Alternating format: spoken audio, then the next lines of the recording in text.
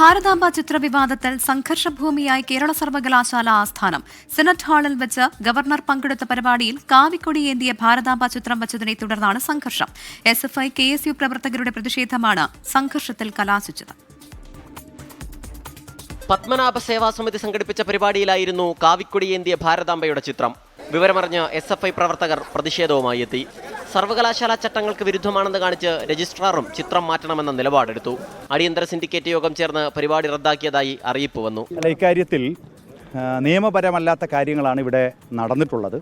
അത് അടിയന്തരമായിട്ട് ഇതൊരു പൊതുസ്ഥാപനം, യൂണിവേഴ്സിറ്റി എന്ന നിലയിൽ അടിയന്തരമായി അതിന്മേൽ നടപടി സ്വീകരിക്കണം എന്ന് രജിസ്ട്രാർക്ക് സിൻഡിക്കേറ്റിൻ്റെ മെമ്പർമാരടങ്ങുന്ന സംവിധാനം നിർദ്ദേശം കൊടുത്തിട്ടുണ്ട്. എന്നാൽ പരിപാടിയിൽ പങ്കെടുക്കുമെന്ന് രാജ്ഭവൻ നിലപാടെടുത്തതോടെ സംഘർഷം ആരംഭിച്ചു. പ്രതിഷേധിക്കാൻ ആരംഭിച്ച SFI പ്രവർത്തകരും പോലീസും തമ്മിൽ ഏറ്റുമുട്ടി.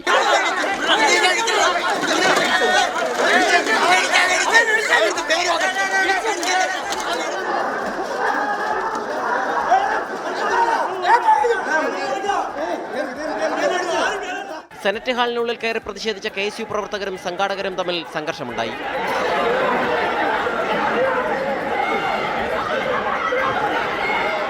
പ്രതിഷേധം തുടരുന്നതിനിടെ മറ്റൊരു വഴിയിലൂടെ ഗവർണർ രാജേന്ദ്ര വിശ്വനാഥ് ആർലേക്കർ യോഗവേദിയിലെത്തി. വിവാദ ചിത്രത്തിൽ പുഷ്പാർച്ചന നടത്തി.